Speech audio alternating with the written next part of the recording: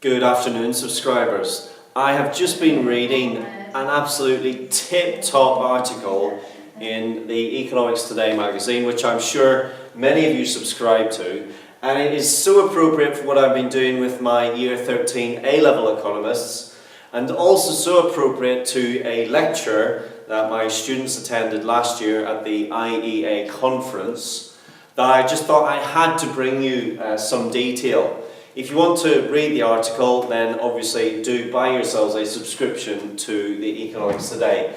But this article is by Kathy Williams, and I recommend it highly to those of you who are considering labour markets and wage differentials. So I just want to bring a few thoughts to you really with regard to this article and some of the theory within it and how you can attach that theory, if you will, to your A-level specification content. It really is tip-top. I've been engrossed in this for quite some time today. Okay, so the general gist of this is we're talking about differences in wages between the genders. Now, this is a bit of a thorny issue, and it's relatively easy to see why wage differentials exist between different jobs. And indeed, a lot of this article does go over that sort of material once again. But it does then put forward some arguments as to why male earners earn, as you can see here, the median pay gap between males and females in the UK is about 12%. Now, it has been coming down over the last number of years, and there are a number of charts in that article which I refer you to, but the gender pay gap at the moment is still hovering around about the 7 or 8% mark. And this article attempts to explain why that is the case. So, on average, we can say that on average, women earn less than men. And just a certain example which is given here is that the NHS has a gender pay gap of approximately 23%. Now, it's not the case that all occupations pay, on average, males more than females. And indeed, some of the research within this article shows, for example, that admin jobs or care jobs or customer service jobs, it goes the opposite way. So females are earning on average more than males. Now, I'm sure even just by looking at that data, you're already thinking to yourself, oh, well, I can think of a number of reasons why that might be the case. And I'll get to that, I'm sure, as we work through. So, important to note that there is an Equality of Work Act, which was introduced, the Equality of Work Act 2010, which says that there should be equal pay between the genders for equal work, equal pay for equal work.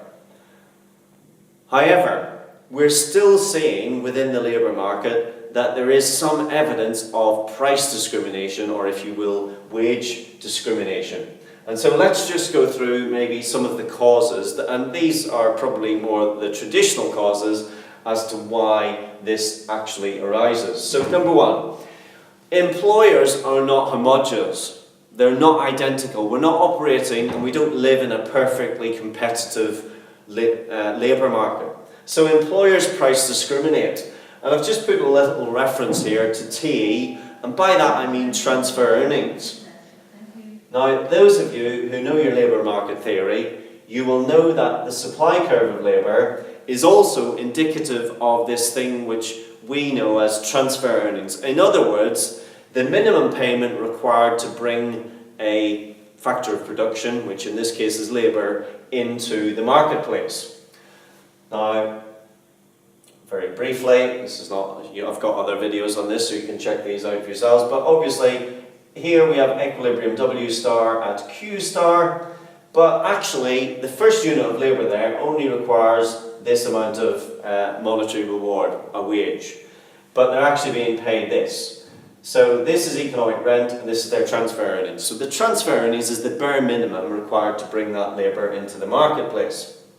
Well, there are employers nowadays, and particularly with the rise of the so-called gig economy, where jobs are going to the lowest bidder, and so actually what's happening is Although we're not using these technical terms in the real world, such as transfer earnings and economic rent, we're simply talking about the quote-unquote gig economy. What's actually happening is that wages are being forced down to the bare minimum because the jobs are going to the lowest bidder, i.e. to the person who will just accept the transfer earnings for the job and no more. And so as a consequence of that, the pay in these particular sectors is much lower. Now, of course, that also happens in an imperfect market, especially where we have a monopsony. Now, you will know and be familiar with the term monopsony, a single buyer of labour. And so, if you are a company, an employer such as Uber, for example, which is the single buyer of that particular type of labour, well, they have the ability, as you well know, to force the wage down to the minimum, which is the transfer earnings, and again, that helps to put a bit of a buffer, a bit of a downwards pressure onto the wage rate. Now, as I was driving into college this morning, on Radio 4, the discussion was all to do with trade union membership. And in the UK economy, at the moment, there are about 33 million employees. Only 6 million of those are active and members of trade unions. And what's one role of the trade union? It is to improve the lot of the employee, and one of those things is to bid up their wages or to lobby on behalf of increases in wages. Well, when you've only got 6 million out of a total possible 33 million who are members of trade unions, then again, that is not going to do a lot in terms of putting pressure, and be it upside pressure, on wages. So let me just move the camera along, ladies and gentlemen, in this most highly technical fashion, which I'm sure those of you who watched my videos before, you'll all be very used to. Okay. So there are other factors, as you well know, which will determine the wage rate, such as the marginal revenue product of labour. In other words, when you employ that person, you will pay a higher wage to the person who contributes more MRP, the higher addition to revenue from employing that extra worker. But what Kathy's saying in her article here is a very good point, actually. She's saying, well, there could be information failure here on the part of the employer, because when the employer recruits somebody, and you're recruiting them, and you may look at their CV and their application form, and you may have them into your workplace for a day, how can you really, in that amount of time, how can you sort the peaches, the real peach employees, from, as George Akerlof used to talk about lemons, as in cars, how do you sort the peach from the lemon? So there could be a little bit of information failure going on, and therefore maybe people who should earn more don't get it, and vice versa. People who should earn less they're not found out until it's too late, until maybe a contract's agreed, and then you can't do anything about it. Another very interesting point, which Kathy puts forward here, is to do with people's behaviours. And stereotypical behaviours, I think I would say, to be clear on that, stereotypical behaviours. Now, what she's saying here is that the behaviours of men predominantly is much more aggressive, much more cutthroat, much more, I see where I want to get in my career and I'll do anything to get there, whereas the female is much more caring.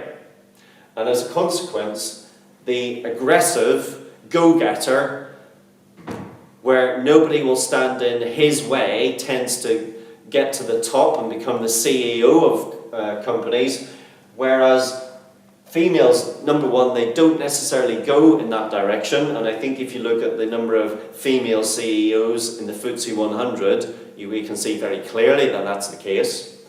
But then the other thing is that people who are caring, and predominantly we're saying stereotypically here female, they tend to go into these jobs here, which are care, customer service, that type of job, where the wages are traditionally that little bit lower, as just anyway by default. Okay, so it's a really interesting point, that, about behaviours. Now, what about a little bit about the homogeneity of labour? We are all unique. We are all different. And why are we all unique and different? Well, we've all got different talents. So we've got different aptitudes, we've got different attitudes, we've had different experiences, we've got different amounts of training, qualifications, and of course, there is a little section in Kathy's article referring to the elephant in the room, and I would wish to add to that by saying that, of course, women, when they're employed, one of the things that the employer has to be mindful of is the fact that at some point that young female person may decide, well, they're going to have a family. And as a consequence, that adds an additional financial cost to the employer, and therefore it may limit the demand for female employees.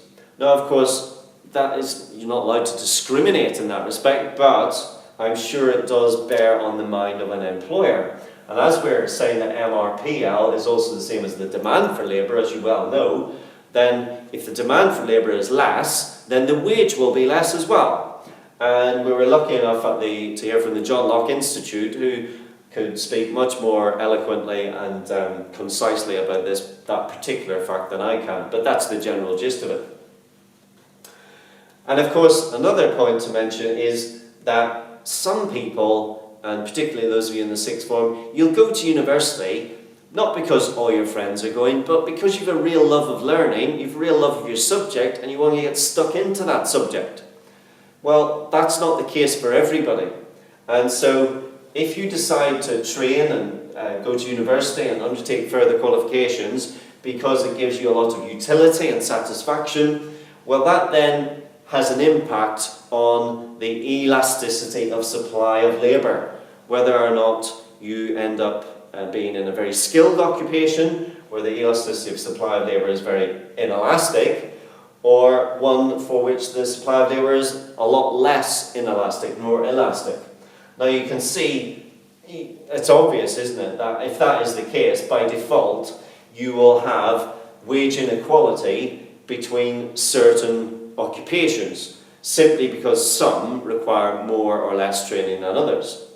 Now, if it were the case that you could simply move from this one into this one, and there were no barriers to you moving, and we talked about this the other day in my lesson, actually, we were talking about the barriers to the movement and so on between occupations, besides training, so that could be occupational immobility, geographical immobility, and so on. If you were able to move, there'd be some equalisation in the wage rates, but there isn't this. Training can be seen as a barrier to entry, actually, in that respect.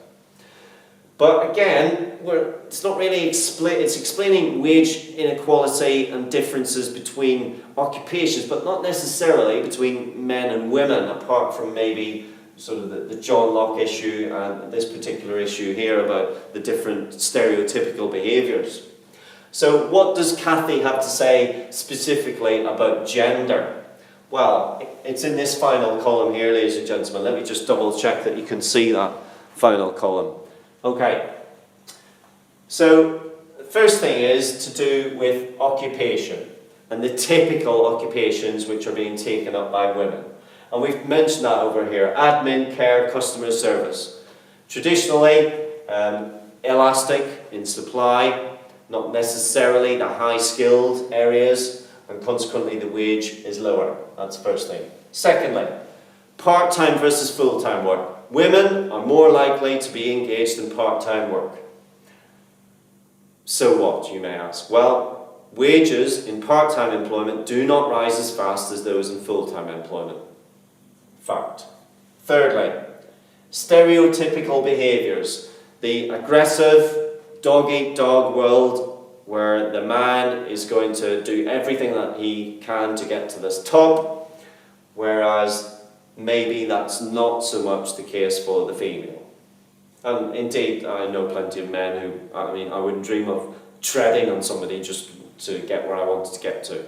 So I'm not so sure about that, but maybe years ago that was more the case.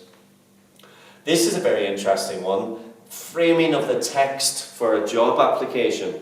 So there's been some studies done, and apparently if you include the word, in the job role, and you say the role of the job is to manage X, Y, and Z, then apparently that attracts more male applicants. Whereas if you include in the job role, the job role will require you to develop, then apparently females are more likely to apply for that. So maybe the framing and the context of job applications is something that needs to be looked at in the future. And then penultimately, here we have a very interesting research which has been done in Australia, and they looked at Uber, and the fares for Uber drivers are calculated just on a straightforward equation, and it doesn't take into account whether the driver is male or female. But the interesting thing that they found was that females were still earning 7% less than males. So they delved into this a little bit more to find the reason for this, or the reasons for this are, number one, males were driving faster, and so hence we're getting more jobs done, so maybe taking greater risks, that sort of stereotypical bravado again maybe coming through there.